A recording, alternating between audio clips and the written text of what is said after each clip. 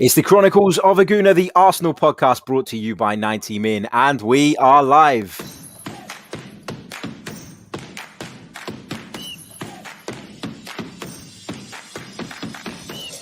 You're listening to the Chronicles of a Gooner, the Arsenal podcast. I'm Martin Tyler, and you're listening to Harry Symeou.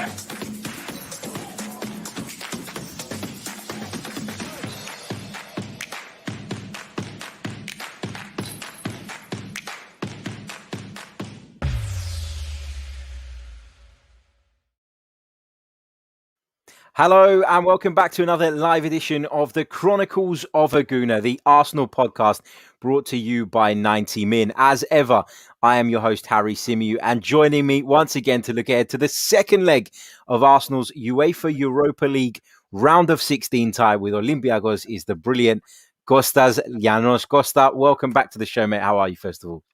Thank you, Harry. I feel great. And what a great introduction this is from Martin Tyler, isn't it? It's one of my favorites. I've got to keep it. I keep thinking I need to update it, but I like it. I don't want to lose it. Update it? Well, I mean, next time you could actually pronounce your name properly this time. How about that? Yeah, we living in England with a Greek surname is you probably know it's not easy. Well, I had to change my name. I had to change my name when I got here. I was going with Konstantinos in Greece. I came to England. I introduced myself to an Englishman. I said, Konstantinos is my name. He's like, I'm never going to remember this. And so Kostas was born. There you go. Just making it nice and easy. Big hello to everybody already joining us in the live chat. I can see there's a few of you in there already. So hello, welcome. Hope you're all good. Big hello, especially to John Daly, who says, I've smashed the like button. I'm listening every day now. Love the show, Harry. Keep it up. Come on, you Gooners. Thank you so much, John, for your support. Big hello to Sam, to Wesbird, and to Gary the Snail. Quality screen name, that is. But big hello to everyone. Hope you're all good. Let's get into it. Arsenal, obviously, with a very positive result in the first leg, in a position now where you feel probably that Arsenal should cruise through. But given what happened last year, it's impossible to get into that frame of mind now where you're completely 100% confident. But Konstantinos, first of all, let's get your thoughts on the first leg, because I was actually surprised that Olympiacos were, I don't know if the toothless is the right word, because I felt like they could have got at Arsenal more. I feel like they could have been a little bit more aggressive. And I feel like the chances that they did have, and obviously the goal that was scored by Youssef El Arabi, came from Arsenal making mistakes. Were you disappointed from an Olympiacos point of view that they didn't really take the game to Arsenal in that first leg? Because they were a bit cautious, weren't they?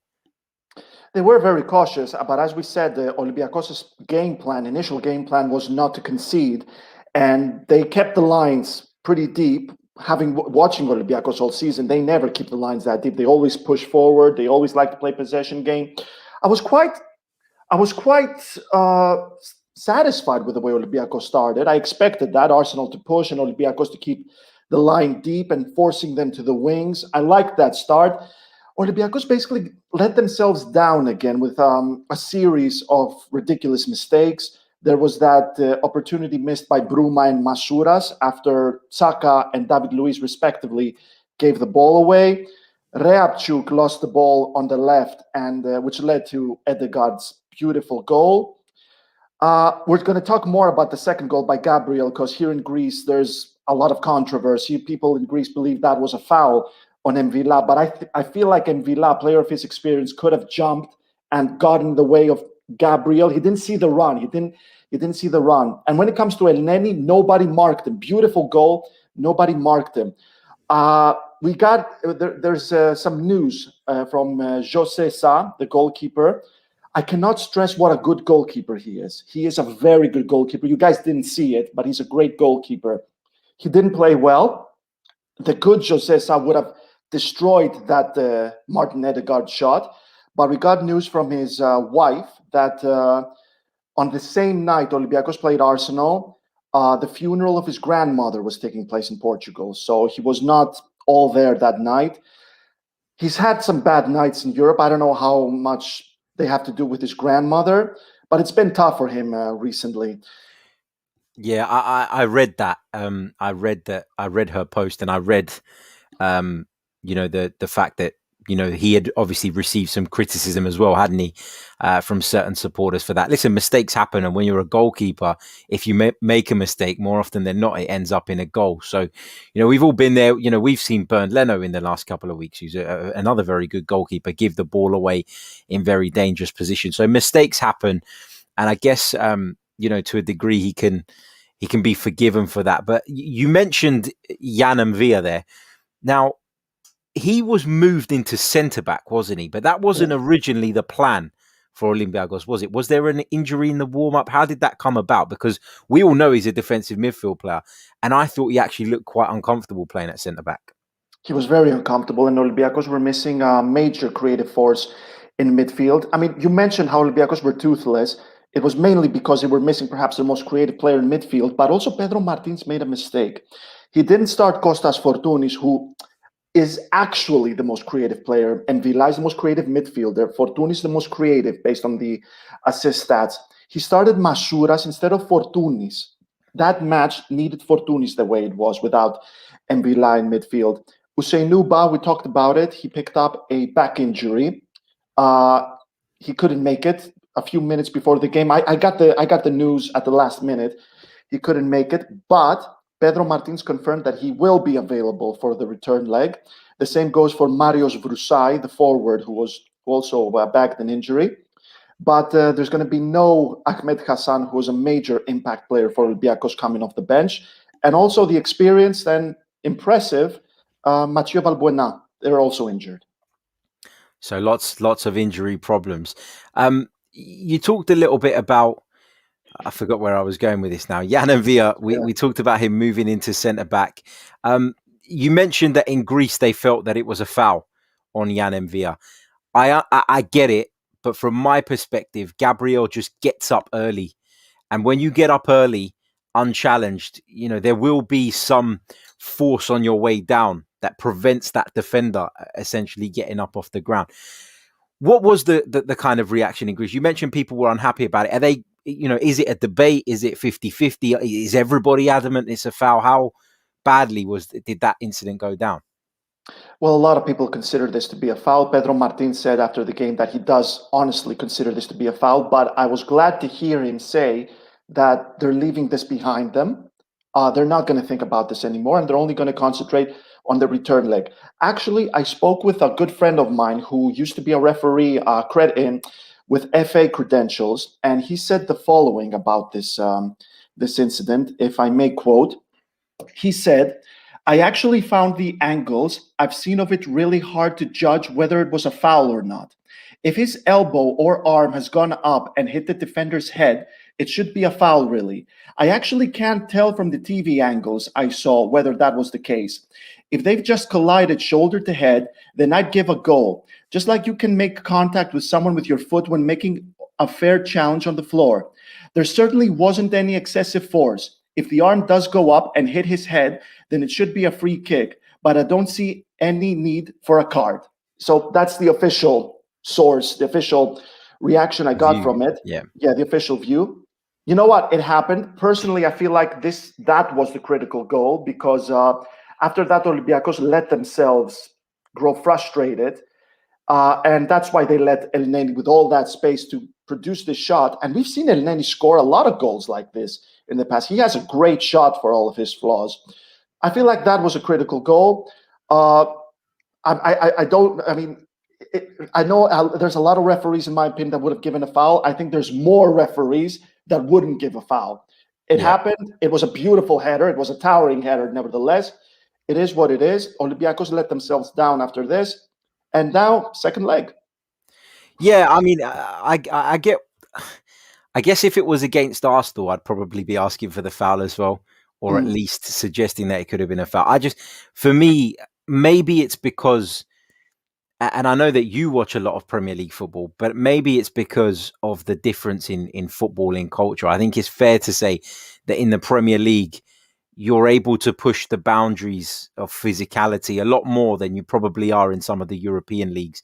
And I wonder if that's that's caused this kind of disagreement as to whether it was a foul or not. But, I personally think it was a goal. I think it was a wonderful leap from Gabriel, and I think he does exactly the right thing with the header to guide it back towards that far post and make it really difficult for Jose Sarr to get across to it. There's been some controversy, though, in the Arsenal camp in the lead up to this second leg. Pierre-Emerick Aubameyang, of course, was dropped from the North London derby team at the weekend. It was a story that broke just before the game. Mikel Arteta came out and told the Sky Sports cameras that he had left him out of the team. He was initially supposed to be in it, but due to disciplinary reasons, he had been dropped. I wondered at the time whether Mikel Arteta was right to do that, whether he was right to come out and say it, because with all these games at the moment, had it been a simple case of rotation, I don't think anybody would have really been surprised. The problem is that I think the media knew about it and the press knew about it and they were going to break it. And so he felt the need to come out and say it.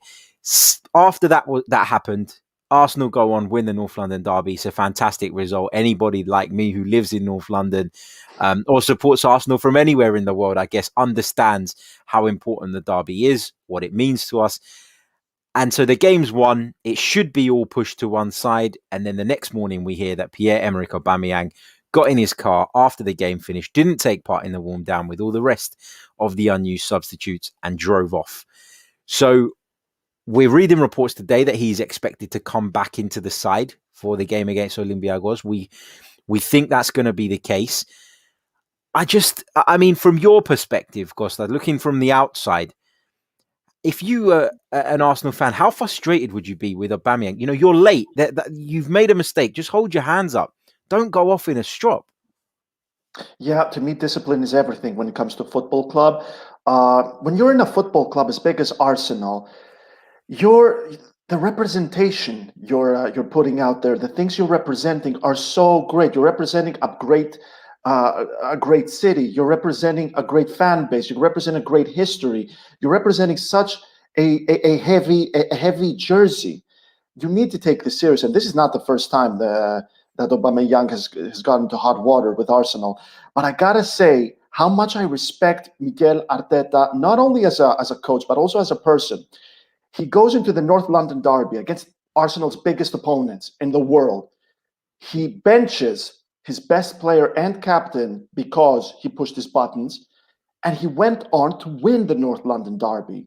Miguel Arteta showed everyone, and especially his best player and captain, who's boss at the Emirates. There's no one else. Exactly. Miguel Arteta, he showed who's boss. I cannot tell you how much I respect him, and to be honest, I liked what he said after the game because he praised Pierre-Emerick Aubameyang. Said he didn't hide behind his finger. He said there was an issue, but you know what? We move on. He's a great player. He sang his praises. And when it comes to Olympiacos, I actually wanted to pick your brains and ask you, how is Mikel Arteta approaching this game right now? Like, does he want to end this quickly, start his best players and end this quickly? Or is he comfortable and does he want to rest them and start some other players that have been in the fringes the last few weeks? It's a really difficult question to answer because at times this season we've seen Mikel Arteta rotate, and at times we've seen him be quite consistent in his selection. I think there are a number of players that in the last few weeks have nailed down their positions in the side, and some of those are, Bernd Leno is clearly the number one goalkeeper. David Luiz plays pretty much every time he's available. Granit Xhaka, the same. Thomas Partey, the same. Martin Odegaard at the moment is playing every time he's available as well. But then around that, Mikel Arteta's got options. And that's what, in my opinion, has seen Arsenal improve lately.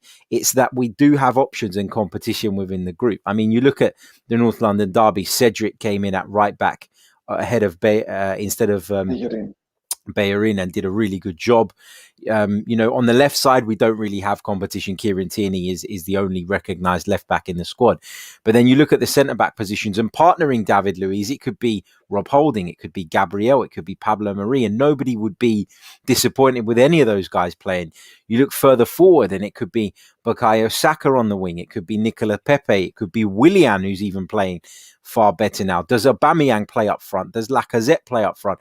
So I think one of the most interesting things about how this Arsenal side has developed is that finally Mikel Arteta has got all of these guys performing at a reasonable level, and now there is competition, and that competition, obviously turns into positive performances. People desperate to try and keep themselves in the side. I think he will make some changes. I really do. To the starting lineup. Yeah, I do. Yeah. I think he will make some changes, and I'll tell you why. Because we've picked up some positive results in the Premier League lately. I know a lot of people were upset about the draw at Burnley, but we've beaten Leicester and we've beaten Tottenham either side of that. So if you had said to an Arsenal fan at the start of those 3 games, you're going to get 7 points, I think everybody would have been delighted. Everybody would have taken it. The problem is that the 2 points that were dropped, had they been dropped at Leicester, had they been dropped against Spurs, there would be less reaction. But because they were dropped against Burnley, that's been the issue, and that's why people have lost a bit of faith. But Mikel Arteta will look at that Premier League table now, in my opinion, and he will think that Arsenal can qualify for Europe via the Premier League. And he needs to have as many options and alternatives and ways of qualifying as possible. I'm not saying Arsenal will qualify for the Champions League. The top 4 still seems a long way away. But at the weekend, we take on West Ham United, who are in 5th position at the moment, and he will see that as a really big game. I'm not saying that he will disrespect Olympiacos, because he would have learned his lesson from last season. But what I think is he will look at the advantage, the 3 away goals, and the fact that Olympiacos have to come to the Emirates Stadium and score 3, and probably feel like he can get away with bringing a Pepe in, bringing a Willian in, maybe putting Aubameyang back into the side up front, because obviously he didn't play at the weekend. So I do think there will be some changes. I don't think he will go, we've done this, I can pick my reserves, but I do think he will make some changes. From an Olympiacos perspective, though, what's the mood like? Is there a confidence that, if they come and they score early, they can get themselves back into this tie, or does it feel like they've kind of dropped their heads? I know they won't say it publicly, but what's the mood like in Athens? Oh, they haven't given up. Definitely haven't given up. Pedro Martin said it best, I think. He said there's a lot of faith in qualifying. They understand, obviously, that this is extremely hard. He basically gave away a bit of the tactic, and that is that Olympiacos are going to go for an early goal. And when he says early goal, he means a first half goal. So I expect, we talked about Olympiacos and how they need to keep the lines deep against Arsenal. You specifically said Pedro Martins would be stupid if he went gung-ho at Arsenal. But this is different now. So here's what I think. I feel like Olympiacos are going to keep the lines just a little higher, not too high, just a little higher. Because Arsenal, in my opinion, the defense is going to make a mistake, at least one. There's going to be a mistake. And if you press them in the right manner, they're going to give the ball away. So they're going to push for that mistake as much as they can, but just enough, because even if Arsenal do score a goal, Olympiacos are still only after 3. They're after 3 goals. They're not going to go through. Yeah, regardless. If they score the 3 goals this time, it's extra time. But I think you hit the nail right in the head there when you said that Arteta must have learned from last season. And plus, he knows that Olympiacos have won their last 2 visits at the Emirates. So I predict that Arsenal are going to put together a strong lineup, a strong front 4. Let's say Aubameyang, Saka, Ødegaard, and either Pepe or Willian. And Willian played well in the Karaiskaki Stadium. He's going to go for the jugular and hope that he's going to bring the game into a point where Olympiacos just can't score 3 goals. And then just start bringing players on the bench. I'll tell you what, Olympiacos are approaching this game knowing that they are the ultimate underdogs. But I liked what Martin said, and that is that this is not our biggest challenge ever. I've been at Olympiacos for 3 years. There's been a lot of difficult periods at Olympiacos. This is not the toughest. They're Arsenal. They're not the big bad wolf. But basically what they're going to do, what Arsenal fans should expect is that, yes, chances are totally on their side on going through, but Olympiacos are going to give them a rough night.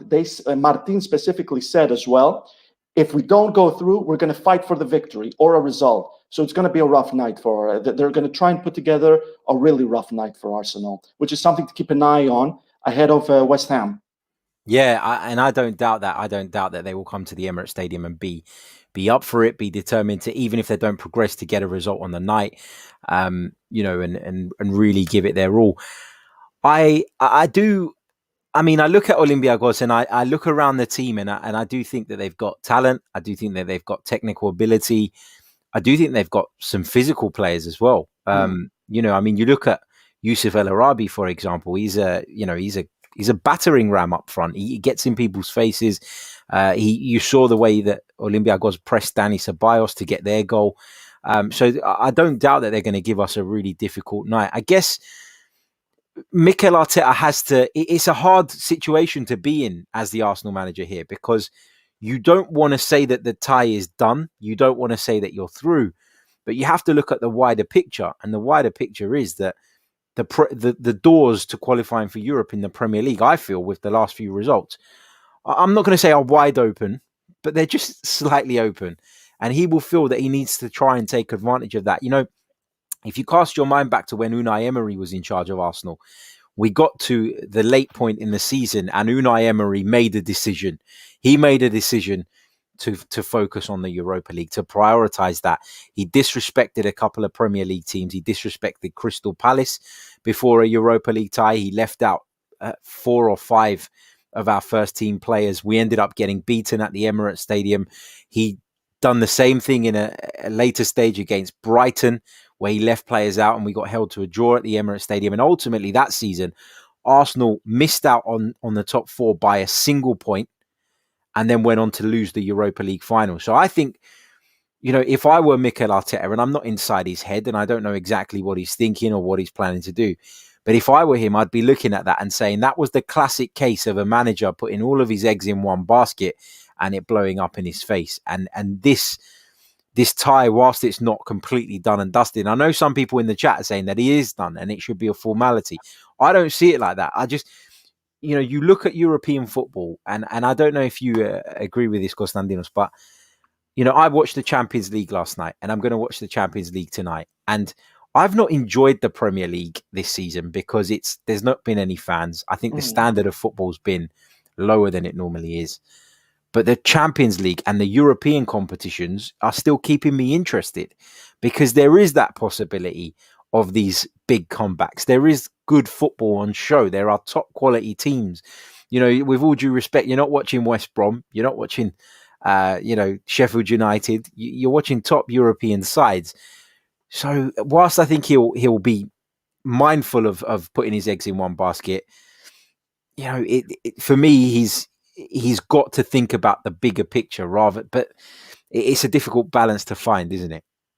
Well, I actually want to ask you, try and help me with the mentality at Arsenal right now, because last time we spoke about this, I feel like we went away thinking that the Europa League is the only way to go back to Europe for next season. But now Arsenal are 5 points away from from 7th place, which usually leads to the Europa League next season. So what's the plan here? Because there is some way until the Europa League trophy. Even if/when Arsenal make it through the quarterfinals, there's still a lot of work to be done. So do Arsenal want to win? Are they thinking we're going to win the Europa League and that's final? Or are they saying we're going to do our best in the Europa League and we're going to fight for 7th or 6th or 5th place? So what is the mentality? What's the plan? I think that the mentality will be fluid in that it will shift. It will keep changing. And I think if you'd asked me before the Leicester game and I looked at that run of fixtures and I saw Leicester, Burnley, you know, put that to one side for a minute, but I looked at it and I saw Leicester and then a Burnley game and then Spurs and then West Ham United, who are all above us in the table. I think most of us would have gone, it's not very likely. It's not very likely. But with each passing week, you continue to be reminded that the Premier League is very unpredictable. There are some very, there have been some shock results. I mean, who thought that Burnley were going to go and win at Everton last weekend the way they did? I guess from my perspective, and it's a little bit confusing this year, right? Because we've got the Europa League places, but we've also got the Europa Conference starting next season. And I was reading something on that last night, and it's interesting because you could actually finish 6th in the Premier League. And depending on who wins the Carabao Cup and who wins the FA Cup, you could still end up in the Europa Conference, finishing in 6th.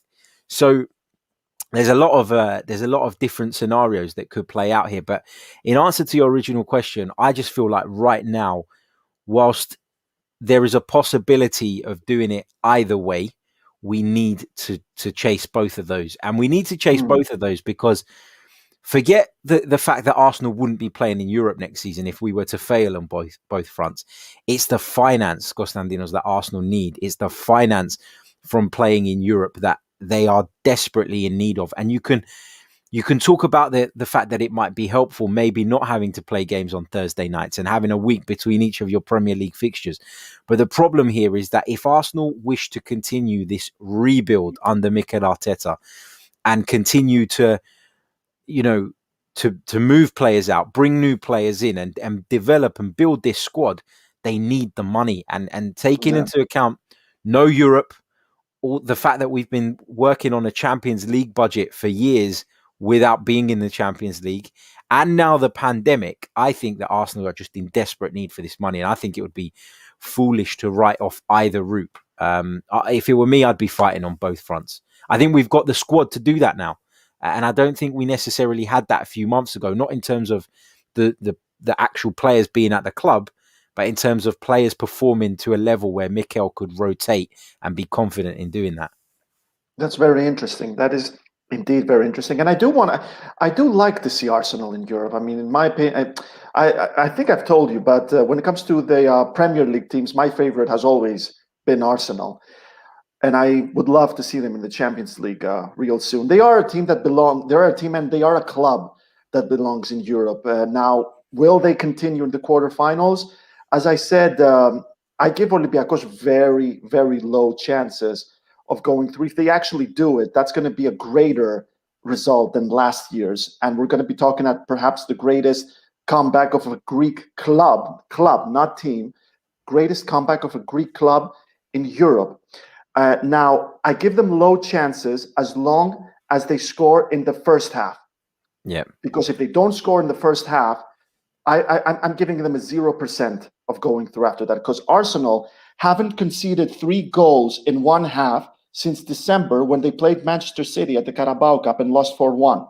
That's the last time they conceded 3 goals in one half. So the first half goal is essential if Olympiacos will have any hopes of going through. And that's key what you've just said, because that highlights one of the improvements, or what I feel has probably been the main improvement throughout Mikel Arteta's tenure. Even when we weren't necessarily winning games and we weren't playing the pleasing on the eye football that people wanted to see, nobody could ever deny that Arsenal have become a more stubborn outfit under Mikel Arteta. And if you can somehow, if you can put those mistakes to one side, then and you can cut those out, then we're in a really good place. And I guess Mikel Arteta said this before as well. The good thing about the mistakes being your own is that you can fix them. You can't fix what somebody else is doing, just like that. But you can, with concentration, with working hard, I guess, put your mistakes to one side. Let's say a big hello to everybody watching us in the chat right now, because across the multiple platforms, there are over 200 of you watching us right now. And I know there will be more watching this on replay, more listening to this on the podcast format as well. So thank you to every single one of you. Make sure, if you haven't already, you smash the like button. If you're watching us on YouTube in particular, subscribe to the channel if you're new. And of course, check out our membership scheme. You can do so by clicking on the link in the description and checking out the tiers available and deciding which, if any of those, appeal to you. Also, if you've got any questions for us, chuck them in the live chat and we will come to as many of those as we possibly can between now and the end of the stream. If you're going to put a question in, just do me a favor and put a little Q at the beginning of it, because there are lots and lots of comments coming through and I don't want to miss them. I'd like to find them. Let's read out some of the comments at the moment. Moss52 on the discussion around whether the tie is done. He says it's not done yet. We need to take care of business. And he goes on to say that we need to fight on both fronts. So try and qualify for the Europa via the Premier League, and of course, if we can sneak into the Champions League from winning the Europa, happy days, because that is where ultimately Arsenal need to be, in the Champions League.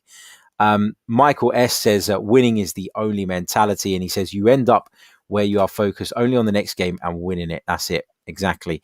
Some more comments, Kostas, saying that you look like Cesc Fabregas again. There were so many of those. You have the best viewers in the world. You have the best viewers in the world. Never let anybody make you feel anything different. They are the best. Be proud of them. There were so many comments after the show we did last time ahead of the first leg. It was brilliant. Brilliant. But I gotta say, if I may, about the Tottenham game, it is unfortunate that Olympiacos cannot take a lot of lessons from that Tottenham side, who were very uncharacteristically toothless and lethargic. Even though Mourinho started a strong attack with the Son, Lucas Moura, Gareth Bale, Harry Kane. Obviously, he was unlucky to lose Son to an injury. But the only lesson Olympiacos have to learn from this game is that the big characters need to come through. Mourinho kind of threw a few, or maybe one of them, under the bus. I think we all know who we're talking about, saying that they were hiding. Yeah. So the big lesson for Olympiacos in this is that the big characters like El Arabi, Mvila, Fortounis, Papastathopoulos, and especially Sa, they need to come through in this. They need to set the example. That is the big lesson from this, in my opinion, from the North London derby. What do you think? What do you think is the big lesson to come through from Tottenham, the way they played and lost? So put myself in your shoes. If I was looking at it from an Olympiacos viewpoint, I'd be a lot more aggressive than Tottenham were. I wouldn't be so passive. I'd be confident in my own team's ability to cause Arsenal problems, because, you know, I've just talked about Arsenal being better defensively than they have been in years gone by, but that's not really saying much. You know, Arsenal in years gone by have been a real soft touch defensively. So if I was looking at it, I'd look at the fact that Mourinho picked those players, probably went into the game in stronger form, yet was so fearful of an Arsenal side that he didn't really need to be that fearful of. And, you know, you look at that first half in particular, and they had one attempt at goal, and they scored one goal from it. And that was a goal that, you know, it was a special goal. As much as it pained me, you know, you can't take that away from Eric Lamela. But I just feel like if I was Olympiacos, I'd be more aggressive. I'd go out there with a belief. Mourinho, for me, one of the things that makes him not in the top tier of manager anymore, in my opinion, I'm not saying he wasn't, you know, he's one of the all-time greats, but why I don't think he's quite at that level anymore is because he's not willing to ever go toe-to-toe with people. He doesn't, it strikes me that he doesn't believe in his team's own ability anymore to go out and try and take the game to people. And I actually think that when you have that attitude and mentality as a manager, I think it rubs off on your players. You know, if you're Gareth Bale, Harry Kane, Lucas Moura, Son, as you mentioned, and you're all sitting there having a team talk from Jose Mourinho, and he's telling you, guys, let's be cautious. You know, let's not leave any spaces in behind. Let's not take risks. You're probably thinking, well, is he saying this because we're not good enough? You know, I think it has an impact. I think it has a negative impact. So if I was looking at this from an Olympiacos point of view, I'd look at the nature of the goals Arsenal have been conceding lately, pressed into errors.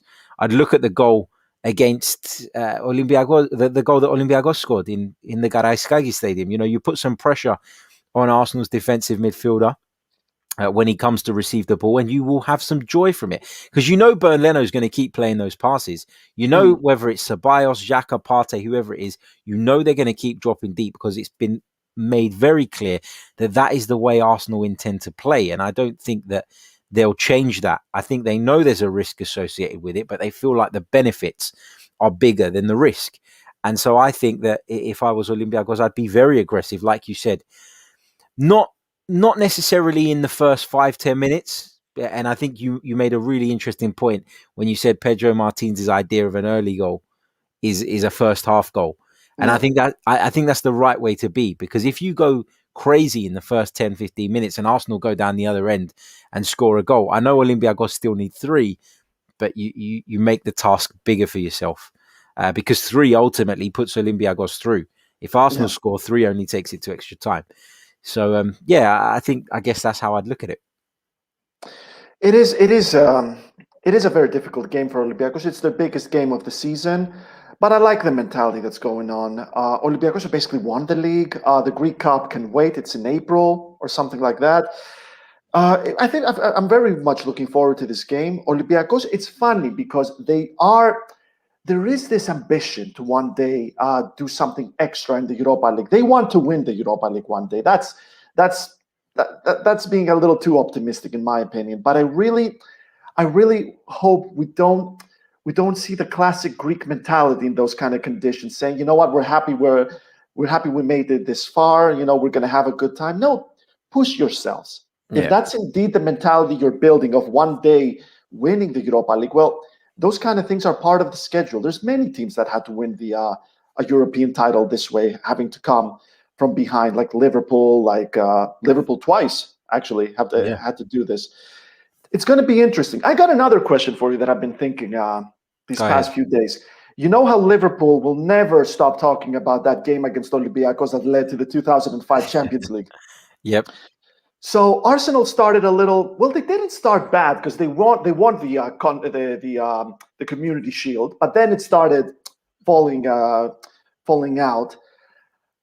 If Arsenal exercise that demon called Olympiacos tomorrow and go on to win the Europa League, will Arsenal be talking about Olympiacos the same way Liverpool are going to be talking about them? How do you feel? Partly, I think yes, but I think the real turning point in our season, if we're looking at it, I think if we do go on to have a successful season, and by that I mean win the Europa League, get back into the Champions League, I think the turning point in our season for many will be the Benfica game, and not because Benfica were demons for us like Olympiacos have been, but because we were in a position where we were about to go out and we scored twice in the late stages to get through. So I think that will probably be seen as the major turning point. But certainly the idea of getting past the side who messed us up last season, who came to the Emirates Stadium where nobody, I'll be honest with you, I went to the first leg in the Garaiskakis last season, and I came back after a 1-0 away win very confident that Arsenal were going to go through. Well, you weren't the only one. I told you. I myself got burned. And so, you know, I think that this will be seen as a major step again. But I still think that the Benfica game will probably be the one that everybody looks back at and goes, this was when our season was defined by the late goals, by the fact that we dragged ourselves through that tie. Just going over to the live chat. Big hello to Damien Kelly. Big hello to Jamie and everybody else in the live chat as well. We've got some questions, so I'll fire these over. Thanks. Cool. Let's see what we've got. This is one from Ricky who says, what does Kostas feel would be the starting 11 for Olympiacos? That's a great question, Ricky. So let's give it a go. So it's going to be a 4-3-3 as always. Sa in goal, Kenny Lala Ole Kreabchuk on the right and left at right and left back respectively. Sokratis Papastathopoulos at centre back with Ba. I'm very confident that Ba is over his injury, and Pedro Martin said that he is available. Midfield, Bouchalakis the captain, Kamara and Mvila. Up front, El Arabi for sure, and then it's about the wings who's going to start there. I think it's going to be Bruma and Fortounis this time. This game really needs Fortounis. Martins needs to start all of his good players, but I'm starting to think that there is a lack of impact players now. Masouras would be a very good impact player, but they are going to be missing Hassan, because Hassan can be quite a difference maker coming from the bench. And as well, Valbuena, who's not going to play either. Cool. Interesting. Charles says, I guess I'll take this one. He says, does the average age of Arsenal squad worry you in regards to mentality and decision making? I think that there's a nice blend in the Arsenal squad now of young emerging talent, but also experienced and more natural leaders. And I know, listen, I'm going to get criticism for saying this, because when I point out who I feel the natural leaders are, there will be people that disagree and people that don't like these players, people that think that these players shouldn't even be at the club. But the ones that come to mind are David Luiz, are Granit Xhaka, are Kieran Tierney. You know, even Hector Bellerin has a massive pull inside the squad. Pierre-Emerick Aubameyang, I know what's happened with him over the last few days hasn't been ideal, but what Aubameyang does is normally anyway is lead by example, at least in terms of his outputs. Alexander Lacazette is another player who is very popular in the dressing room and sets the tone with his work rate up front. So I think that the average age is not really an issue because we have experience in and around it. I think if you're talking about a team of all 20, 21-year-olds, then you're talking about something different.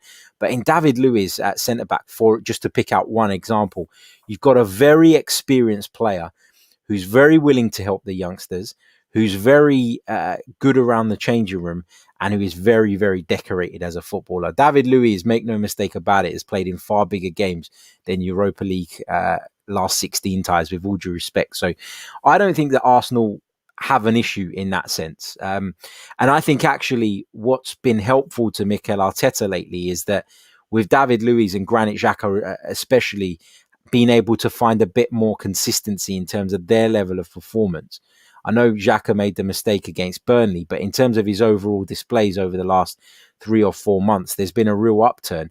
And I think the fact that those guys have been able to find consistency has helped Mikel Arteta in the sense of now that they've got a bit of credit in the bank, the youngsters are looking at them and going, yeah, these guys are playing well, as opposed to before when they were so up and down. I think Mikel Arteta, who isn't very experienced as a manager, and you could argue is less experienced as a player than David Luiz, then having someone like that allows him to lean on those players. And I think actually you've got a nice blend of experience, of youth, of enthusiasm, and you've also, you've got a boldness that Mikel Arteta has, a bravery. You talked about it, Costa, the idea of dropping Aubameyang, your captain. We're talking about it now as a good move because Arsenal won the game. But it took a lot of balls to do something like that, because had Arsenal not won the game, you can imagine what the rhetoric would have been. Everybody would have been on his case. It is the mentality, really. I also want to ask you about the way youth is being brought into Arsenal right now. We all remember when Ramsey, Gibbs, Oxlade-Chamberlain, Jenkinson, who am I missing? Walcott came through the academy. Not the academy, sorry. They came through as youngsters, not all of them through the academy. But it didn't really work out, did it, at the end? No, it didn't. And I think that, I think with youngsters, we talk about the ones that are working now. You talk about Bukayo Saka, brilliant. You talk about Emile Smith-Rowe, another one, excellent. Exactly. But then you talk about Reece Nelson and you talk about Joe Willock, and they're players, Eddie Nketiah, players, in my opinion, who I don't really think will make it. So I think with a youngster, I think that you've got, you're going to have some that come through and, they're going to be great and you're going to know straight away that they're potential future players. But then you get others that I think you can tell quite quickly whether they're going to be part of the future. And I think what maybe Arsene Wenger was probably guilty of with a lot of those names that you just mentioned is that he was too loyal to them, when actually it was quite clear early on in their careers that they were decent footballers and they were very capable of going on and having Premier League careers, but they were not at the level that Arsenal needed. I mean, to think that Arsenal got £35 million for Alex Oxlade-Chamberlain, who is constantly unfit. Even when he's played for Liverpool, he's not exactly, you wouldn't look at that Liverpool side and say, oh, Alex Oxlade-Chamberlain is the player you got to worry about today. They got so much more talent. I think that, that was a prime example of us selling at the right time. But I think there have been others where we've kept them too long and then we've been in a position where they're worthless and their confidence is down and they've been battered by the supporters because they've not performed. And I just think you've got to be able to identify those players pretty quickly. And with those guys that you've mentioned, I think it took too long for the club to establish that they weren't the future. Yeah, but tell me about the mentoring they got. You mentioned the mentoring from David Luiz and Saka and Lacazette and Aubameyang. I mean, Gary Neville, he always blasts the claims that say, oh, look at how Man United became this global giant with all those young players. Well, if it wasn't for Gary Pallister, if it wasn't for Bruce, if it wasn't for Cantona, if it wasn't for Paul Ince, that would have never happened. If it wasn't for Roy Keane, that would have never happened because they got so much mentoring. David Beckham, the Nevilles, Butt, Giggs, Scholes. that's what did it for them. They got into a point where there were so many personalities that helped them develop and become legends themselves and mentors themselves. So was there any mentoring for those young players, though, around at that time? You could argue that there wasn't enough of it. You could certainly make that case, and you could certainly make that argument. I mean, when you look at Arsene Wenger, and the reason I keep bringing up Wenger is because those players that you mentioned that, they came through under Arsene Wenger's watch, is that there were so many instances where he did pluck out young players, and he did it so well, and those players went on to become, in some cases, world superstars. I think it's harsh to say that he wasn't a good mentor anymore at that point. I think that your point about Manchester United is spot on, and I think that you do need characters in the dressing room around you. And I think that at Arsenal in those years, there weren't the characters there. But and that you could, I guess, you could take that back to the manager and say he didn't have the right people in and around the club. But I guess when it comes to the nurturing of young talent, I don't think there's many better in the business than Arsene Wenger. And he had a lot of faults. He did, particularly towards the end of his Arsenal career. But I look at those players and I think, look, if you don't succeed under Arsene Wenger, somebody who is going to trust you implicitly, trust you far more than any other top man. Imagine working under Jose Mourinho and you come in as an 18-year-old and you make a mistake. You probably never play again. Mm-hmm. But under Arsene Wenger, there was always that trust. And I actually feel one of the things that let him down was that he did trust these guys too often. And it ended up blowing up in his face on numerous occasions. So I think it's a good point. I think that they probably didn't have the strength of the dressing room around them, like some of the previous examples. But I couldn't put my hand on my heart and feel okay about saying Wenger didn't mentor them, because we'd seen him do it with others, I guess. Yeah, true. A couple more questions. Let's pick out a few more questions, because there's some coming through. Banos says, what happened to Symeou? Still not available, right? And he's going to be out. He's going to be out for a while, from what I know. Is that right? A month. Yeah, he was. He picked it up like 2 weeks ago, so maybe a couple of more weeks. He's not playing now. The same for Avram Papadopoulos. Olympiacos basically only have Papastathopoulos and Villa as their only, and Ba as their only centre backs. Cool. I know I've missed some of the questions because they're updating constantly, so I do apologize. And if I do miss any of them, make sure you put them in the chat in the comment section below, and I'll make sure that I answer. I saw one here from JB, and we really should mention this because I tweeted about it yesterday. But Konstantinos Mavropanos has been called up to the Greek national team. What's the feeling on him in Greece at the moment? Because he's on loan at Stuttgart at the moment, and we understand he's doing okay. But he's obviously done enough to earn himself a call up to the Greek national team. What are your thoughts on him? If you've seen much of him? Well, I feel like he's a very talented player. We're very excited to see what he can do and how he can evolve. In Greece, we do tend to be a little more, a wee bit overexcited when a young talent goes through, and we have seen quite a few of them going nowhere, like Sotiris Ninis and Yannis Fetfatsidis. But we have seen a lot of them doing great things, like Papastathopoulos, like Manolas, Giannakopoulos, Karagounis. Obviously, I'm going way back now in the 90s. Giannakopoulos, he was known here in the UK as Stelios, and Arsenal fans that remember our rivalry with Bolton in particular will have some terrible memories of him terrorizing us for sure. Yeah, he was known as, in Greece, he's known as the executioner of Arsenal. We like that term, executioner, a lot here. Yes, Mavropanos is a very talented player. He got called up. He deserved it. There's an issue with the Greek national team now with Papastathopoulos and Manolas, because they were dropped following the hiring of the new manager, John Van Schip. Now they're claiming that they did offer a place to both of those players for the upcoming World Cup qualifiers. They claim they said no. So it's quite a fluid situation right now. It seems like there is a way back for them. I don't know how this is going to go. Papastathopoulos is at the winter of his career. Manolas has some good years ahead of him. So that's why Mavropanos and so many other center backs finally got a call up and a chance. That's one of the reasons. And I'm very excited to see what he can do. Definitely can do a lot. And I hope to see him with Arsenal tearing it for the next few years. Yeah, good stuff. And that situation with Socrates obviously happened while he was at Arsenal, didn't it? Where he was. I'm not exactly sure of the ins and outs of it, but I know there was some kind of disagreement behind the scenes that Yeah. led to him and Manolas. And to me, you know, as somebody who obviously wants the Greek national team to do well, I find it strange that any manager would close the door on two of Greece's probably best exports over the last Yeah. 20 odd years. It just doesn't make sense to me. But obviously something's gone on there, and as you say, it's a difficult and fluid situation. Exactly. This one comes from Sam. He says, Harry, do you think Aubameyang will leave on time tomorrow? Bloody hope so.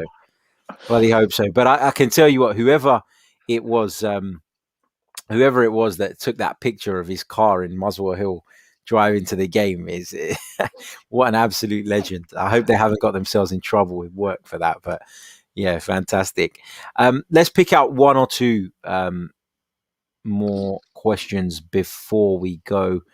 Pat Moyles says, did Arteta's decision on Oba put the wind up the players on Sunday to get a performance? I think that his decision would have sent a message to the dressing room, but there are very fine margins in football, and had that decision backfired, I think there would have been a lot of players who went, boss, you left out our best player here. What chance did we stand?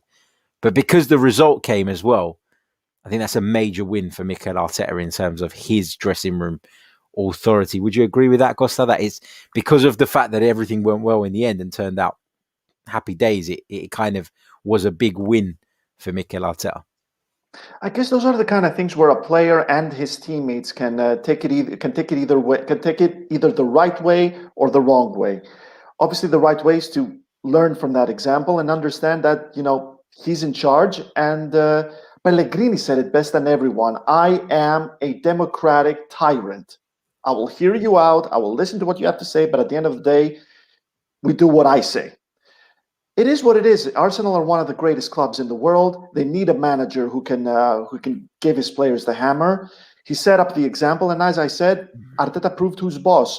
Personally, I respected him after this, and I'm sure a vast majority of the Arsenal players, if not all of them, I'm sure it's all of them, they respect him as well. I am very confident the issue with Aubameyang has been taken care of right now. You heard Arteta; he sang his praises, so Yeah. I don't think there's a big issue between them now. Yeah, hopefully the line has been drawn under it and it's done and dusted. Dave Atkinson says the greatest show, Harry and Fabregas. There you go, another one. Exclusive, world exclusive, guys. Exactly. And girls. There you go. I'll let you read this one out, Costantino. So many Costantini, Mavropanos, Chronicles, Lianos. Thank you. The fact alone that I'm in this, that I made it to this list. My God, Panos, that was amazing. I'm glad I won you over, pal. Is in good company. There you go. And I'm going to put this one to you, Konstantinos, because I've answered this question a few times in the past, so I don't want it to get boring. But how did you get into sports journalism? Because Charles is aspiring to get there, and he's interested in the kind of journey. So I'm not going to bang on about mine because I've said it 100 times before. But how did you get into it, and how did you end up in particular coming to England to do it as well? Because that's a big move to make. Well, I always loved football. Well, always. I started loving football in 1999 when I was 9 years old. And obviously, when I was a kid, I had those ridiculous aspirations of becoming a footballer myself. But I quickly came to the realization that when I have a ball in my feet, I make Ali Dia look like Pele. So I realized this is not going to happen. So I went for the next best thing when it comes to childhood dreams, and that was sports journalism. I've been wanting to do this for many years, so I guess I always had the passion. That's the thing that always fired me up, always helped me focus on it. But when it comes to the specifics, I went to Kingston University, got my degree there, and I'm not going to lie, guys, I struggled tremendously after university. I had like 3 or 6 interviews in one entire year, and most of them were not even sports journalism related. So I had to do a lot of internships where I wasn't paid. But you know what? I went full on with it because of the fact I wasn't paid. I had the chance to do whatever I wanted, really. I could interview anyone I want. I brought ideas to the editor all the time. I told myself, you know what? chase all of your interests, chase all of your dreams, chase all of your passions.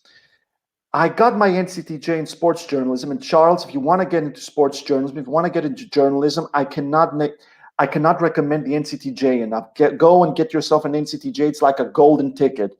That's when it all started to turn. And I got a job at the Daily Star, and the rest is history, really. I got to live a lot of childhood dreams, not only as a football journalist, but also as a WWE journalist. I covered WrestleMania. So that's what I mean. Follow your interests, follow your dreams. Don't be afraid to risk. Don't be afraid to do internships, and consider the NCTJ. Good stuff. Sound advice, Charles. Hope that helped. And Costa, thank you for sharing that as always. Right, we're going to leave it there because we've been going for nearly an hour. My thank you to Konstantinos once again. How can people follow you on social media and keep up with your excellent work? Well, if anybody wants to keep up, you can find me at Lianos Kostas, which is the Twitter handle right there at the bottom. And I had a great time, man. Great show as always.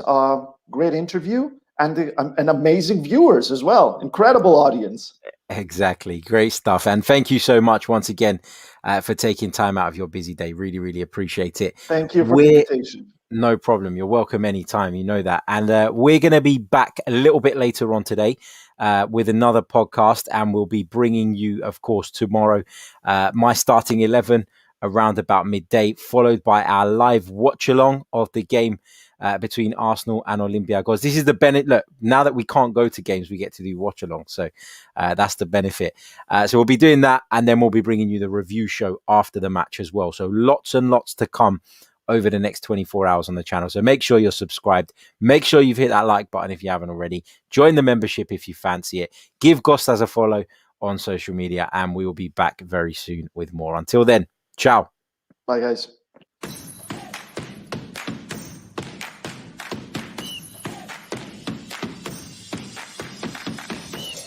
You're listening to the Chronicles of a Gooner, the Arsenal podcast. I'm Martin Tyler, and you're listening to Harry Symeou.